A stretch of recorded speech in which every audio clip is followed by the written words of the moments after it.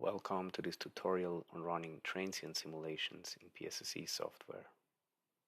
To run transient simulations, we need both static network model parameters and the parameters of the dynamic models. To read the static network model data, we have to open again our SAV file.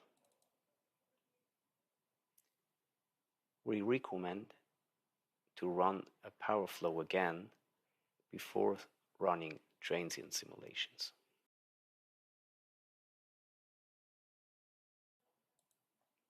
Make sure again that the power flow converges.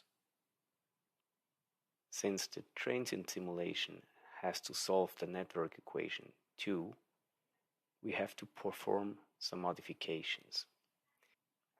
For this purpose, we have to convert the generator and the load models. In power flow, the generator is usually represented by means of a Thevenin equivalent, which needs to be converted now into a Norton equivalent. This conversion is done by choosing the menu Power Flow, Convert Loads and Generators.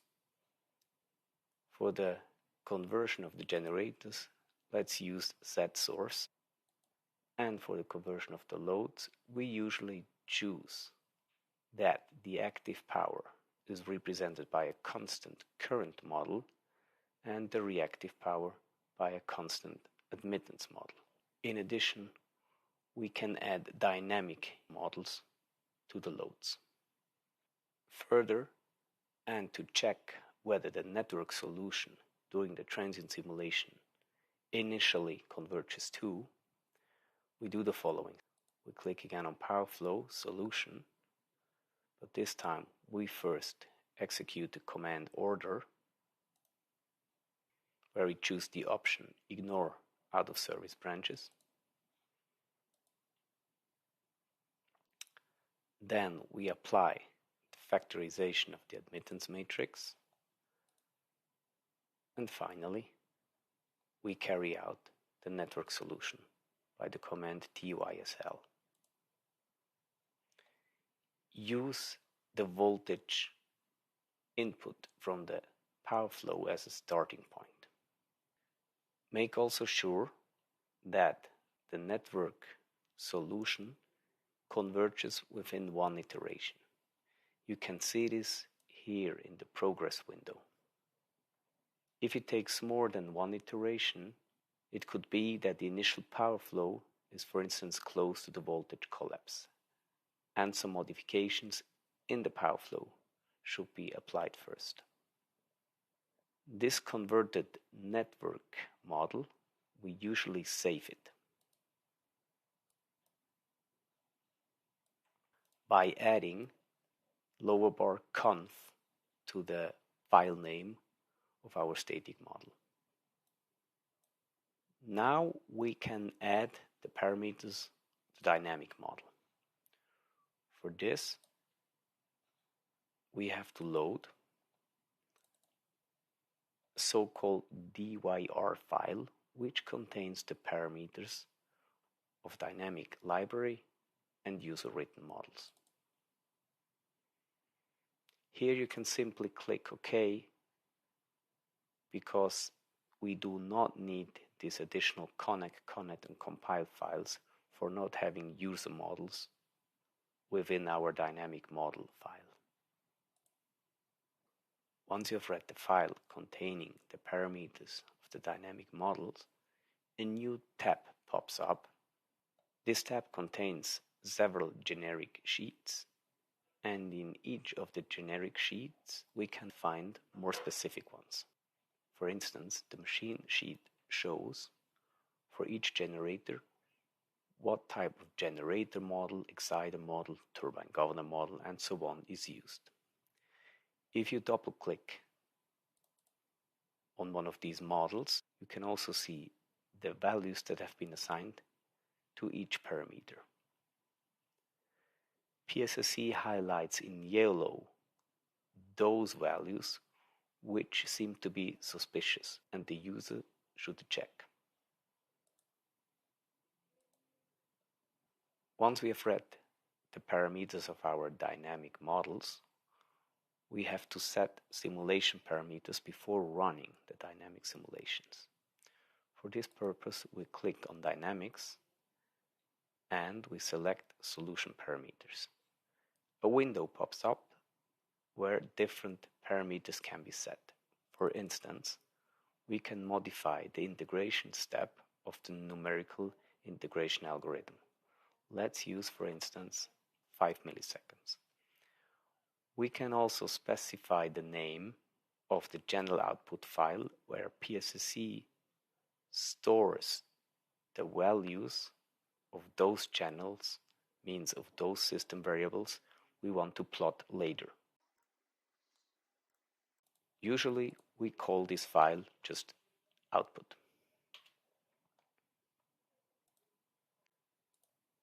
We can also set further simulation options, such as the frequency dependency of the reactances of the lines and transformers and so on.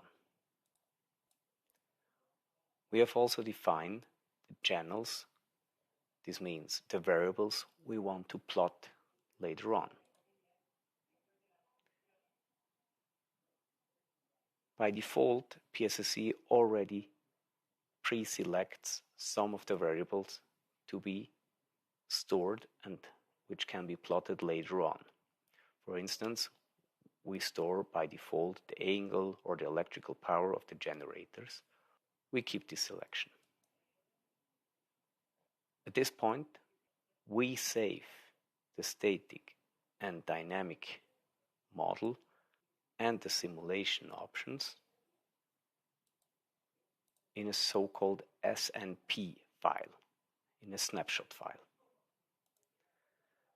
This snapshot file can be reloaded when several simulations need to be carried out, each of them starting at the same initial point. Now we are actually in the position to simulate dynamically our model.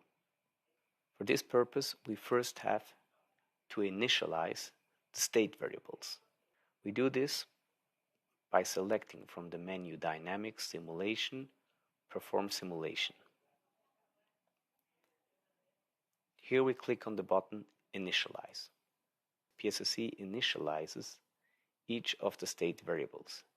This means that the derivative of the state variables is equal to 0. In addition, PSS shows in the progress window the initial conditions of the generators. For instance, it shows the terminal voltage, the field voltage, the active power, the reactive power of each of our generators. Further, it's very important to confirm that the initial conditions are okay.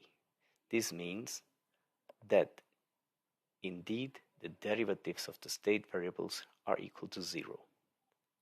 Once we have confirmed that the initial conditions are okay, we usually simulate a certain period of time to confirm later on graphically that indeed derivatives are equal to 0. For instance, let's simulate just 1 second.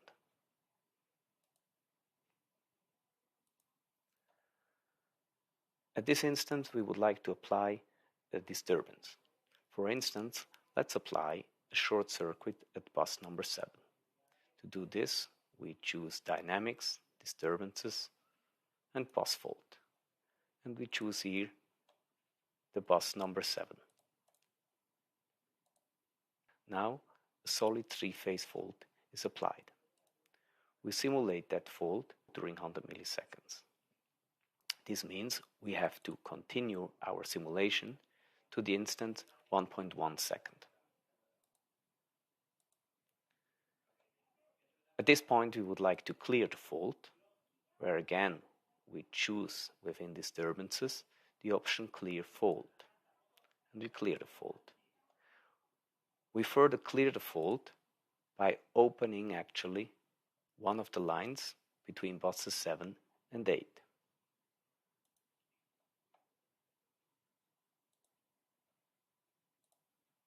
Let's choose, for instance, circuit number 1. And now we just simulate until we reach the instant of 10 seconds. To plot the variables, we have now to open our output file.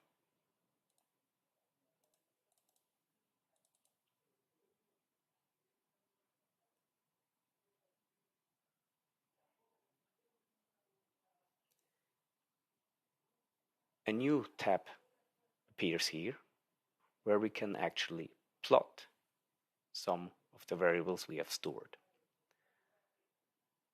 For this purpose, we have here to choose the tab plot tree, and in the folder channel files, if we click here on output, we see the variables we decided previously to store in our output file. For instance, we can plot the voltage at bus number 7 by dragging and dropping the variable volt at bus number 7. We can also plot other variables and also functions of variables. For instance, if we want to plot the difference of two speeds, we have to define first a function. We right-click on the folder functions and add functions. The function has a name, for instance, difference speed, and we have to provide an arithmetic function which actually carries out, in that case, the difference of speed.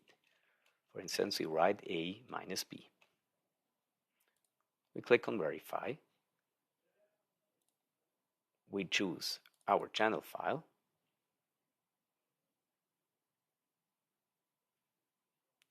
And for instance, let's plot the difference of the speed of generator 1 and the speed of generator number 3.